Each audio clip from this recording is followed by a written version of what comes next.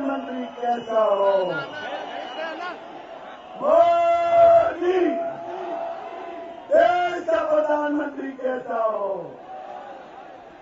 देश का प्रधानमंत्री कैसा हो। भावी भारत प्रधानमंत्री गौरवनीय नरेंद्र मोदी गारू యువ ఉదయాల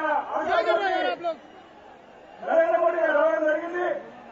వారికి నిజామాబాద్ జిల్లా ప్రజల స్వాగతం చెప్తూ వారికి నిజామాబాద్ జిల్లాలో మారుమూల గ్రామం నుండి గర్భ గ్రామం నుండి అశంకంగా ప్రజలందరి తరఫున కూడా వారికి స్వాగతం చెప్తూ ఇప్పుడు వారిని బీజేపీ శాసనసభ నాయకులు పార్లమెంట్ అభ్యర్థి గౌరవనీయులు వేద లక్ష్మణ్ గారు సాలతో సంబంధించినంతగా కోరుతా ఉన్నాను.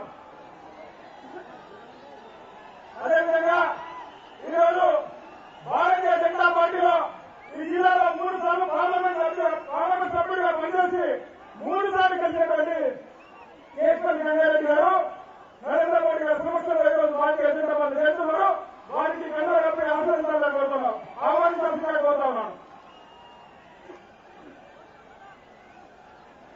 లక్ష్మణ గారిని నరేంద్ర మోడీ గారిని సన్మానించాలని కోరుతున్నాను.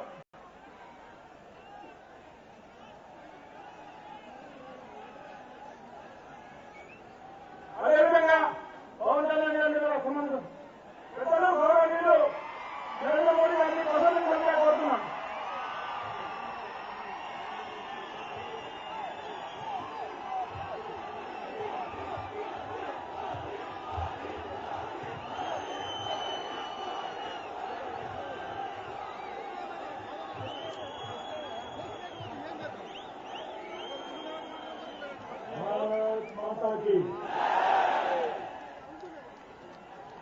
भारत माता की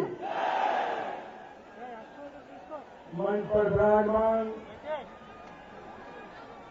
तेलंगाना भारतीय जनता पार्टी के अध्यक्ष श्री किशन रेड्डी गारू, मेरे मित्र श्रीमान पवन कल्याण जी, यहां भारतीय जनता पार्टी के उम्मीदवार श्री ई लक्ष्मीनारायण जी, मंच पर विराजमान सभी वरिष्ठ महानुभाव और विशाल संख्या में पधारे हुए भारत के भाग्य विधाता मेरे भाई और बहनों,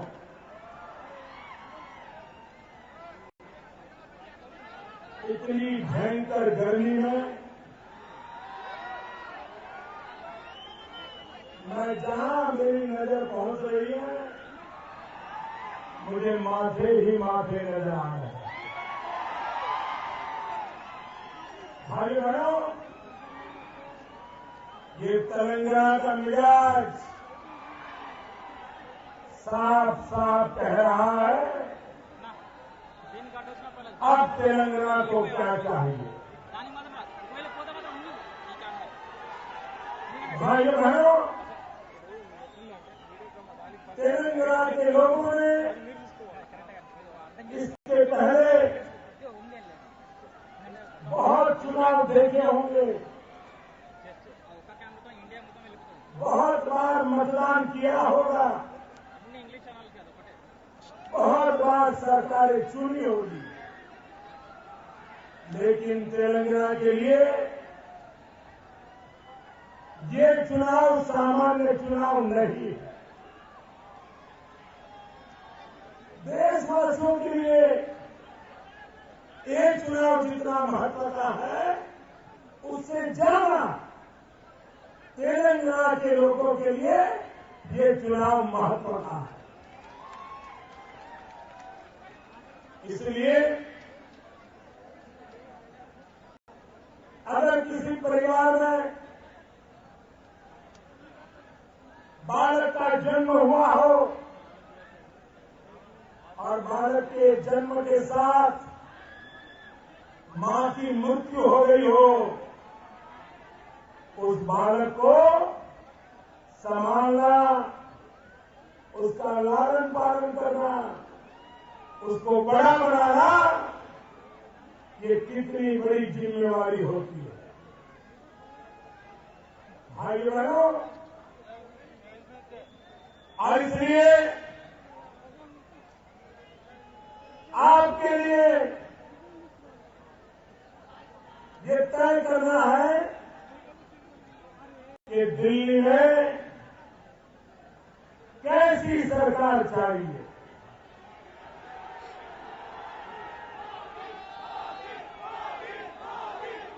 क्या आप उन लोगों को बिठाना चाहते हो जिन्होंने सालों तक तेलंगाना की मांग को ठुकराया था? 1100 से अधिक नौजवान शहीद हो गए थे। क्या मेरे भाई बहनों, जिन लोगों ने यहां के नौजवान के सीनों में गोलियां चलाई थी, जिनके पापों के कारण यहां के नौजवान शरीर पे आग लगा करके जल जाते थे, उन 1100 माताओं को देखिए जिन्होंने अपने बच्चे खो दिए। कितनी बड़ी कीमत चुकाई है, तब तेलंगाना मिला। ये तेलंगाना आपको किसी ने नहीं दिया है। ये जो कह रहे देने वाले झूठ बोल रहे हैं। तेलंगाना आपने बलिदान देकर के पाया है। और इसलिए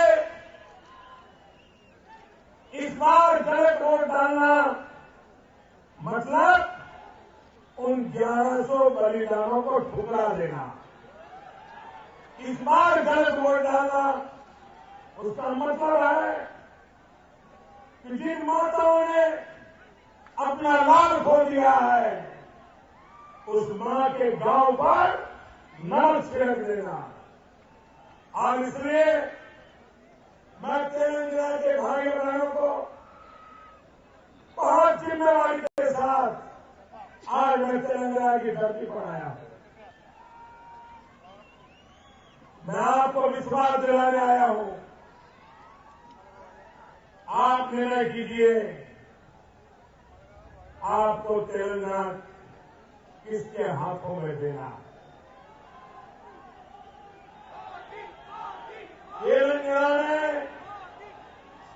तेलंगाना में कोई भी सरकार बन जाए, इससे बात पूरी नहीं होगी जब तक तेलंगाना को संभालने वाला, तेलंगाना का लालन पालन करने वाला, एक छोटे बालक को मां की तरह प्यार देने वाला, उसकी सब चिंता करने वाला अगर दिल्ली में नहीं कोई आया तो तेलंगाना का क्या होगा, मुझे चिंता सता रही है। भाई बहनों, मैं आज आपके पास आया हूं तेलंगाना के भविष्य की जिम्मेवारी लेने के लिए। निर्णय आपको करना है कि आप तेलंगाना का भविष्य ऐसे हाथों में देना चाहते हो जो आने वाले 5 साल में तेलंगाना को अपने पैरों पर खड़ा कर दे, तेलंगाना की समस्याओं का समाधान कर दे। भाई बहनों, नशे पर लीटी दौड़ने से तेलंगाना का भाग्य नहीं बनता है। तेलंगाना का भाग्य बनेगा यहां के हर नौजवान के हाथ में भविष्य की रेखा बनाएंगे, तब बनने वाला है। कांग्रेस पार्टी ने नक्शे पर लकीर बनाई है, मैं आपके हाथ में भाग्य की लकीर बनाने आया हूं। और इसलिए मेरे भाई बहनों,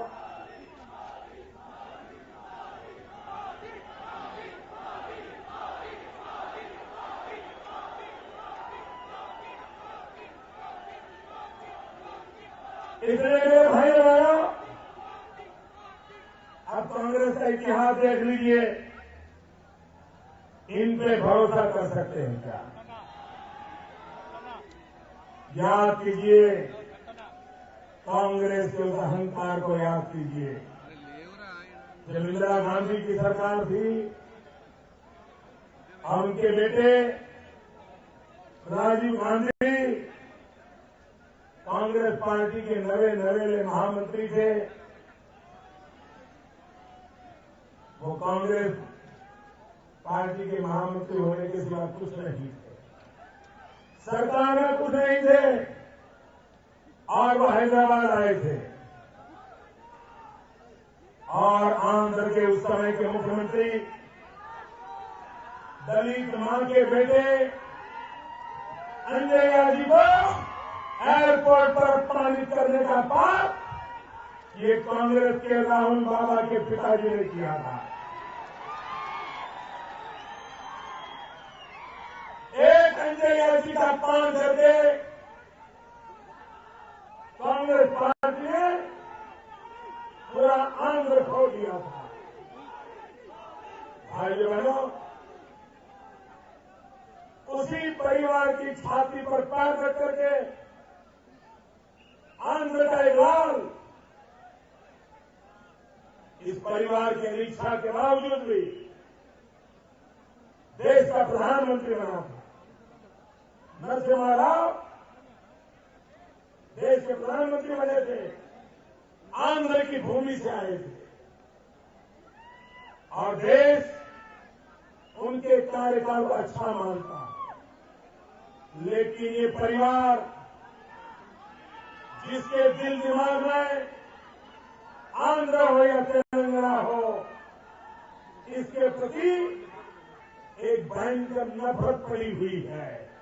इसके कारण आज भी नरसिम्हा राव की मृत्यु के इतने साल के बावजूद भी नरसिम्हा राव के जन्मदिन या मृत्यु तिथि पे ये फूल चढ़ाने के लिए भी जाते नहीं।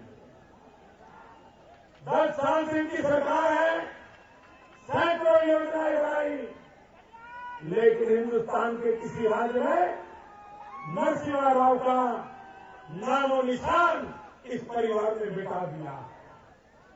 जिस परिवार को आंध्र के प्रति इतनी नफरत हो, जिस परिवार को तोड़ो और राज करो की नीति के तहत मजबूरन यहां के नौजवानों के बलिदान के कारण तेलंगाना स्वीकार करना पड़ा है, उन पर कभी भरोसा मत करना भाइयों। और इसलिए आज तेलंगाना को अपने भविष्य की मजबूत नींव डालने के लिए चुनाव है। आप मुझे कहिए, दिल्ली में कांग्रेस की सरकार है, दुनिया के देशों में संबंध बनाने का काम भारत सरकार का है। मेरे तेलंगाना से लाखों नौजवान मजदूर के रूप में गल्फ की कंट्री में जाते हैं, गल्फ की कंट्री में जाते हैं। कोई मुझे बताएं, हमारे यहां के नौजवान जो गल्फ में जाकर के मजदूरी करते हैं, क्या उनकी जिंदगी सलामत है? क्या उनके जीवन की सुरक्षा है? क्या उनके मेहनत का दाम मिलता है? ये गल्फ में जाने वाले मेरे तेलंगाना के नौजवानों का अधिकारों की रक्षा कौन करेगा? अगर दिल्ली सरकार नहीं करेगी तो जिम्मा किसका? भाइयों बहनों, ये तेलंगाना के नौजवान कि मेरे अपने भाई हैं, इनकी चिंता करना ये दिल्ली सरकार का दायित्व है। एक बार आप दिल्ली में भारी बहुमत से भाजपा की सरकार बनाइए, मैं आपकी समस्या का समाधान करके दूंगा। सर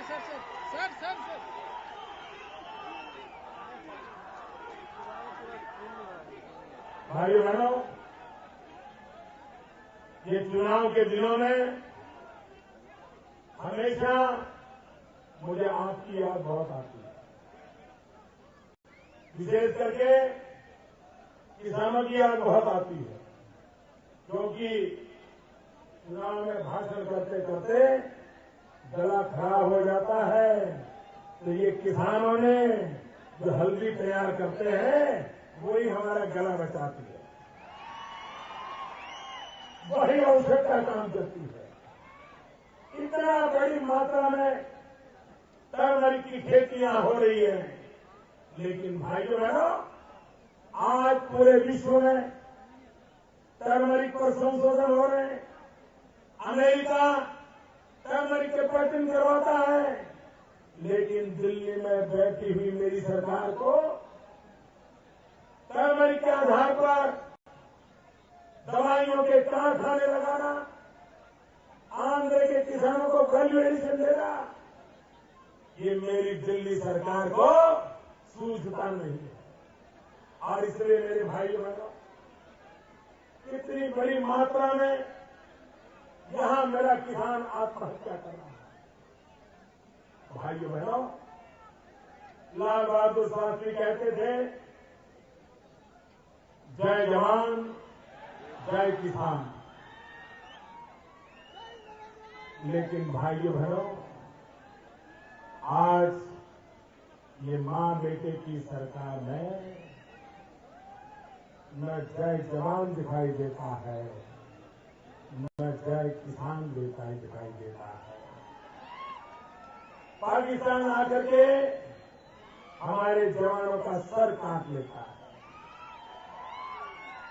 और दिल्ली की सरकार सोई पड़ी है। माओवाद, आतंकवाद हमारे सुरक्षा बलों को बम, बंदूक और पिस्तौल से भून देते हैं और सरकार बयानबाजी करने के सिवाय कुछ कर नहीं पाती। भाइयों बहनों, आजादी के बाद युद्धों में जितने जवान मारे गए, उससे ज्यादा जवान, जितने जवान युद्धों में मारे गए, उससे ज्यादा जवान आतंकवादियों की गोलियों से मारे गए। और जितने कुल जवान मारे गए, चाहे युद्ध में मरे हो या आतंकवादियों से मरे हो, उससे ज्यादा मेरे किसानों ने आत्महत्या की है। भाइयों बहनों, ये मां बेटे की सरकार के लिए ये जय जवान जय किसान नहीं, उनका तो नारा है मर जवान मर किसान। भाइयों बहनों, देश के लोकतंत्र को परिवारवाद से बहुत बड़ा खतरा होता है। वंशवाद ये लोकतंत्र का दुश्मन होता है। भाइयों बहनों, दिल्ली के परिवारवाद ने हिंदुस्तान को तबाह कर दिया है। मां बेटे की सरकार ने भारत को कहीं का रहने नहीं दिया है। मेरे तेलंगाना के भाइयों बहनों, क्या आप भी तेलंगाना में गलती करना चाहते हो? एक ही परिवार वाली राजनीति करना चाहते हो? एक ही परिवार के 4 लोग चुनाव के मैदान में आके खड़े हो गए। क्या तेलंगाना के नौजवानों में दम नहीं है? क्या तेलंगाना की बेटियों में दम नहीं है?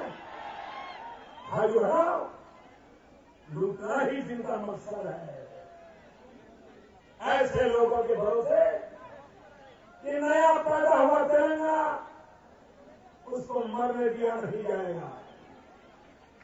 तेलंगाना शिशुअवस्था में है, उसको विशेष लालन पालन की जरूरत है, उसकी चिंता कोई करे, इसकी आवश्यकता है। भाइयों बहनों, ये काम मैं बहुत भली भांति कर सकता हूं।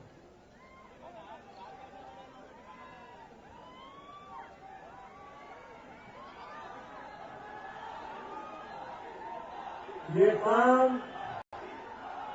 काम मैं भली भांति कर सकता हूं।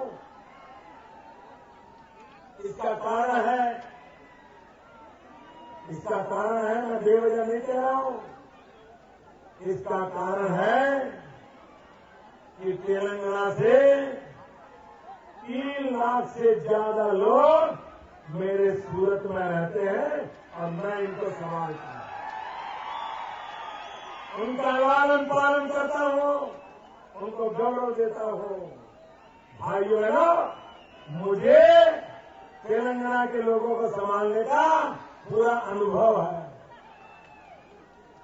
और इसलिए दिल्ली में भाजपा की सरकार बनाइए, तेलंगाना में भाजपा को सांसद दीजिए, तेलंगाना में भाजपा की सरकार हो, दिल्ली में भाजपा की सरकार हो, आपके तो दोनों हाथ में लड्डू आ जाएंगे।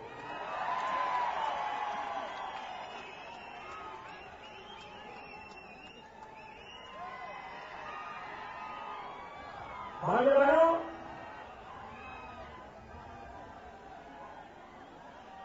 जब तेलंगाना की रचना का निर्णय आया, उस समय मेरे मन में एक बात थी जो मैंने सार्वजनिक रूप से कही थी, क्योंकि तेलंगाना बने ये भारतीय जनता पार्टी का निर्धार था। ये बात हमने कभी छुपाई नहीं थी, हम डंके की चोट पर कहते थे। लेकिन कांग्रेस पार्टी ने जिस प्रकार से इस सारे काम को किया, उसके कारण मैंने उस दिन कहा था, ये कांग्रेस पार्टी ऐसी डॉक्टर है जिसने बच्चे को तो जन्म दिया लेकिन मां को मार दिया।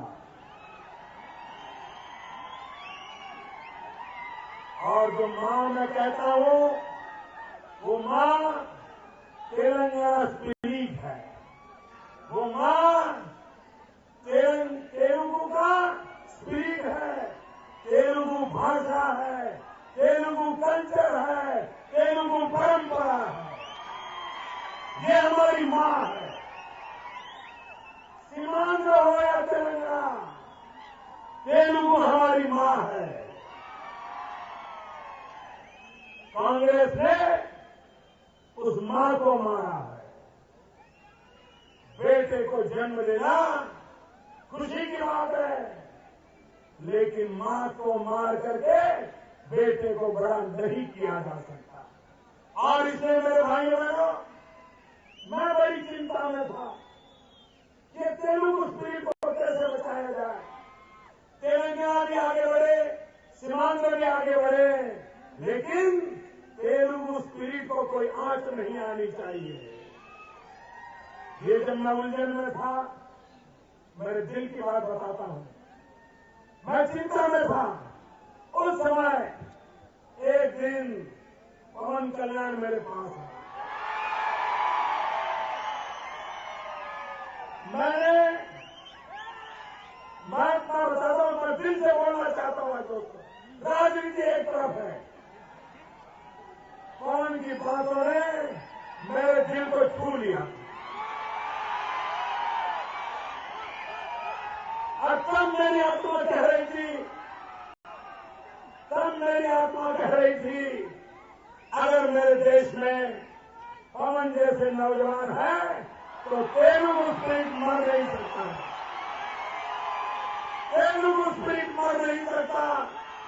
और इसलिए भाइयों बहनों, तेलंगाना भी आगे बढ़े, सीमांध्र भी आगे बढ़े, और ये दोनों बेटे तेलुगु मां को भी संभाले।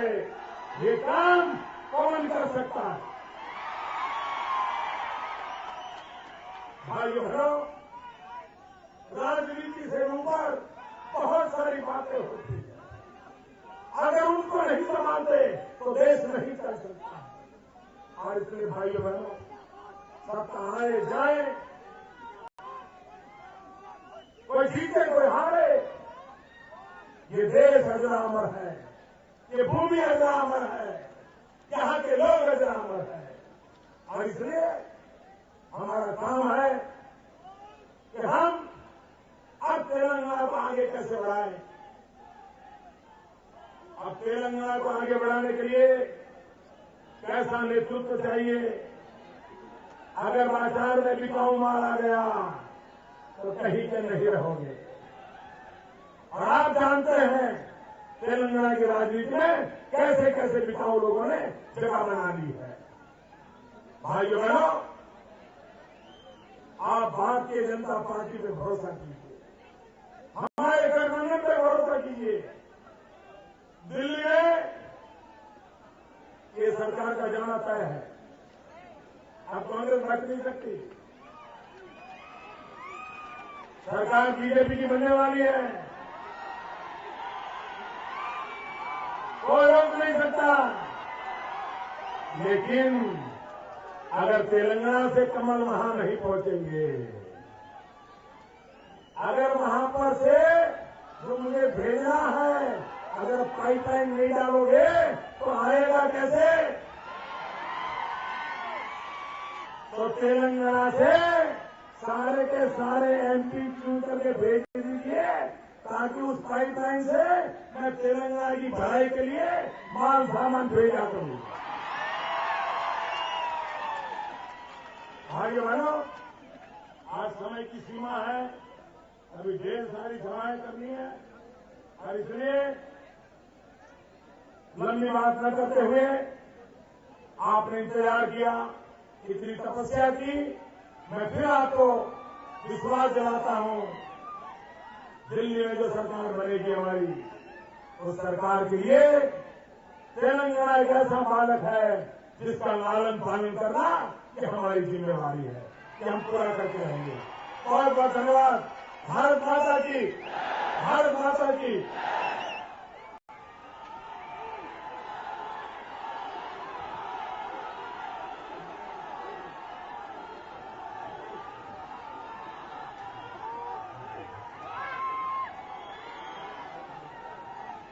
सर नीचे हो गए।